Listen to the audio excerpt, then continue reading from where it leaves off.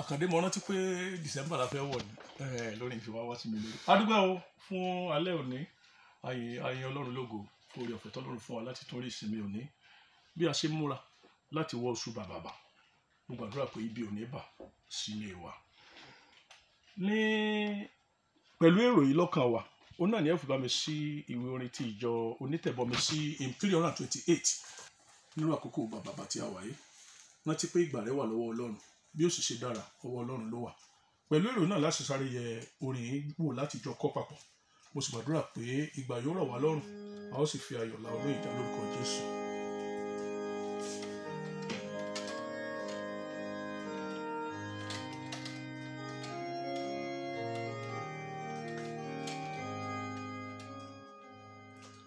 Ìgbà wa ń bẹ ní ọwọ́ rẹ̀ a fẹ́ kó wà níbẹ̀ a fi ẹ̀mí àtàrà wá sí abẹ́ ìṣọ́ rẹ̀. Ìgbà wa ń bẹ ní ọwọ́ rẹ̀ àwa ò ṣe bẹ̀rù bàbá kí ó jẹ́ kọ́mọ rẹ̀ sọkún bí àìnídìí. mo gbàdúrà pé gbogbo tí ṣogun ẹkún a ò ní rí lórúkọ Jésù lásìkò bàbàbà tá a wà yìí má jẹ́ kẹ́rù bà ọ́ má jẹ́ káyà fún ọ lórúkọ bàbá tọmọ àtẹ̀mímọ́ bí ẹsẹ̀ kejì bí ó ṣe wípé bàbá kì yóò jẹ́ kọ́mọ rẹ̀ sọkún lórúkọ bàbá tọmọ àtẹ̀mímọ́ igbe ẹkún kò ní sọ nílé wa mo ṣe ń kọ ẹsẹ̀ kẹta. Ìgbà wa ń bẹ ní ọwọ́ rẹ̀ wọ́lá ó gbẹ́kẹ̀lé títà fàyè ó sì sílẹ̀ tá ò sí rògo rẹ̀. Ìgbà wa ń bẹ ní ọwọ́ rẹ̀ mo máa sinmi lé ọ lẹ́yìn ikú lọ́wọ́ ọ̀tún rẹ̀ lè mú wá títí láé. Lórúkọ Jésù ohun rere àti ọ̀rọ̀ orin yóò ṣẹ mọ́ wa lára ní rere. mo kí Mr. Àkàndé ó dàbí pé àwọn tó ń wò wá lórí Facebook wọ́n ti wà sẹpẹ́ báyìí lórúkọ Dr. Ayọ̀ Adéyí ní New Estate Baptist Church wọn pẹ́ tí ẹ ti wà níbẹ̀ lórúkọ Jésù ìbùkún yìí yóò jọ tẹ gbogbo wa lọ́wọ́ lórúkọ Jésù.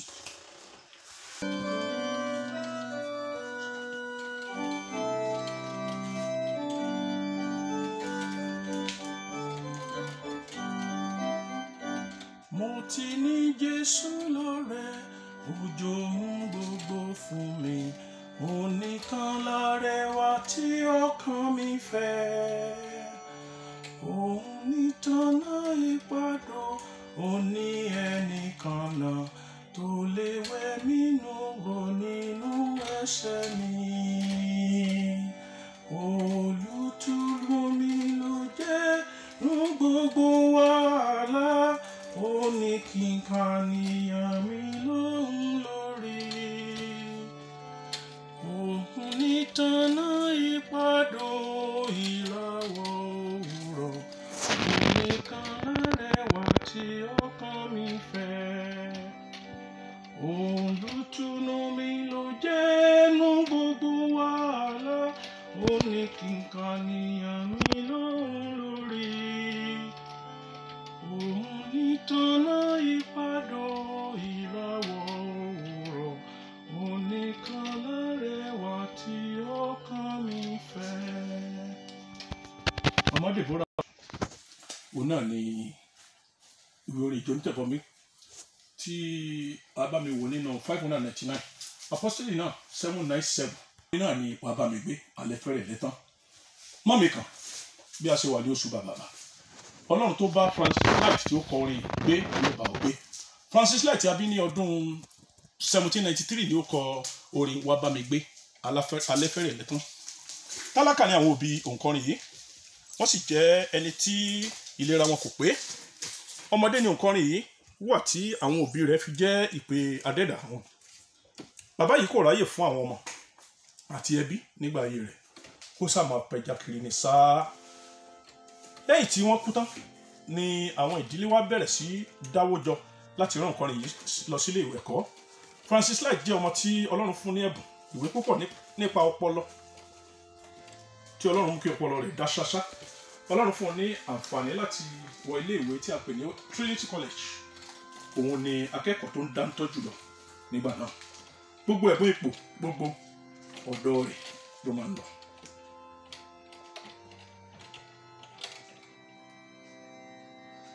Ẹ̀bùn owó ló jẹ́ ẹ̀bùn tí àwọn èèyàn máa fi ń ta lọ́rẹ jù nígbà náà. Nípa ẹ̀bùn yìí ni Ọlọ́run fi fún un ní oore ọ̀fẹ́ láti fi máa tọ́ ara rẹ̀ ní ilé ìwé. Ìwọ olùgbọ́ mi, bí o bá wà nínú orí ipò yìí lọ́wọ́lọ́wọ́ tí òbí rẹ tí ó kórìíra rẹ tí kò náání rẹ, ọ̀nà àbáyọ náà ni pé kó o gbàdúrà Ọlọ́run bọ́ ọ gbé. Owó yìí ràn án lọ́wọ́ fún píparí ẹ̀kọ́ rẹ̀. Lótìítọ́ èrò rẹ̀ ní láti di oníṣègùn òyìnbó, ṣùgbọ́n Ọlọ́run kò gbà fún un. Kí ó tó parí ẹ̀kọ́ yìí ó ti gbà lọ́kàn rẹ̀ láti ṣiṣẹ́ ìlérí èyí tí Ọlọ́run ti ń pè é sí. Èyí mú kí ó di àlùfáà ní ọdún 1815.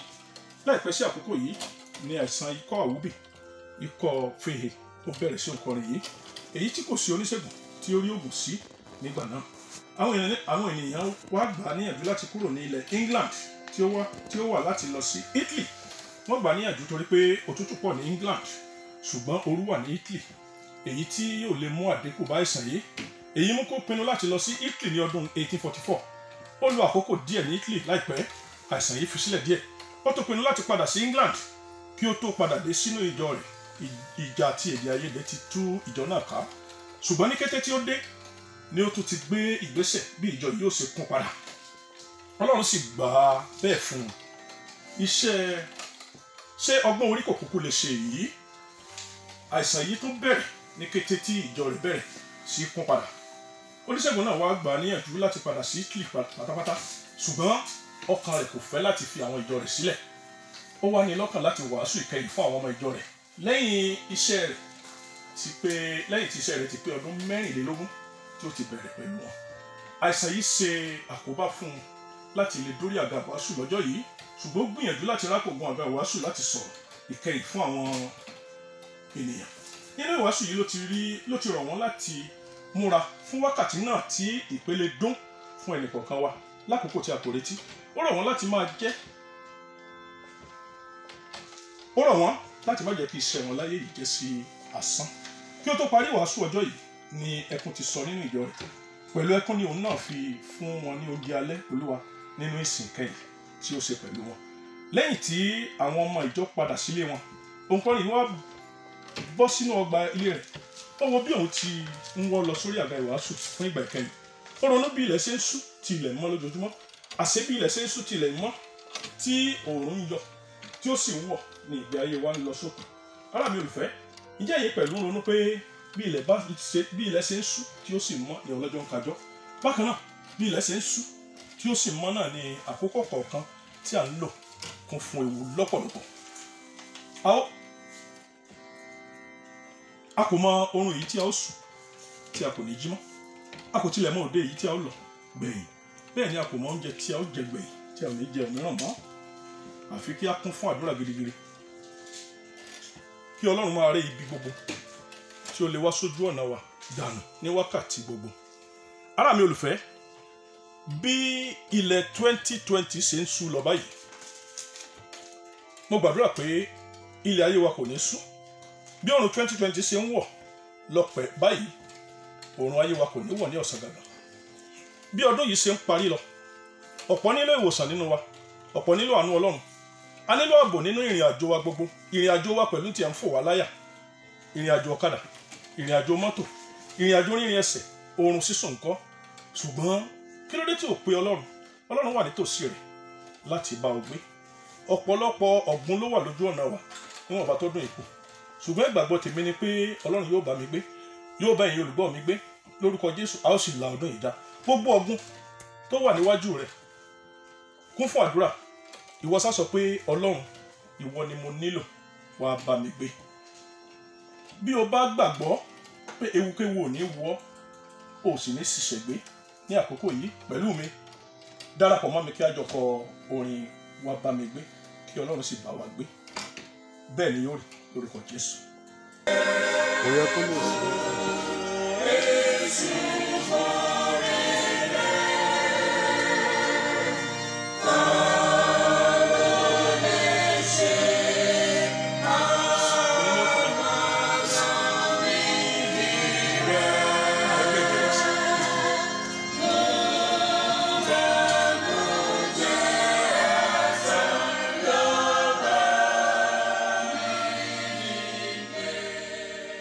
Bí mo ṣe ń kí akọrin ìjọ Great Grace Christian Church, ṣe ìrántí pẹ̀ ń bọ̀ wá sí Ṣàjànjọ́ Sunday sá pẹ̀lú ètò Christmas carol. Gbogbo ẹ̀yin tẹ́ ń gbọ́ mi, gbogbo yín náà la pè o. A pè Glad Tidings àti àwọn kwaya míì tí mi ò lè rántí.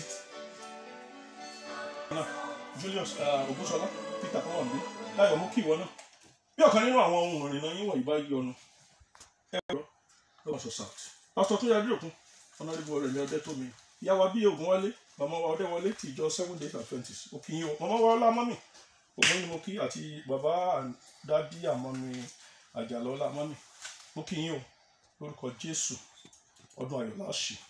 Bí a ṣe ń lọ láti lọ sùn, orin náà ni mo fẹ́ kẹ́ ẹ fi gun orí ibùsùn yín. Oorun ayọ̀ la ó sì sùn lórúkọ Jésù. Wá bá mi gbé, alẹ́ fẹ́rẹ̀ lẹ́tàn.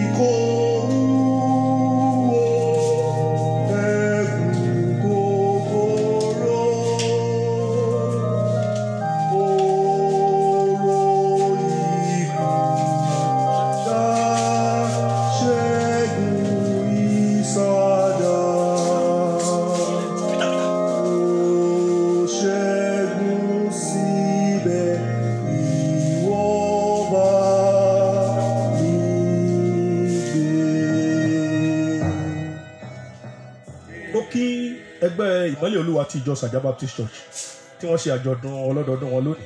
Àwọn ni wọ́n jẹ́ kí ìrìn àjò mi rọrùn síbí pẹ̀lú ọba alárólú ọ̀fàrólú Ẹ̀skáyà Olúbáyọ̀ Adédèjì. Mo gbàdúrà fún yín pé ẹ máa pọ̀ sí. Èmi àti ẹnjìníà là ń kí ẹgbẹ́ Ìmọ́lẹ̀ Olúwa ti ìjọ Sàjá Baptist Church lórúkọ Jésù. Ọ̀pọ̀ ọdún lẹ́ ṣe o, àmọ́ lóore o, ẹ ṣé, yóò dára fún yín, ẹ pẹ́ fún wa.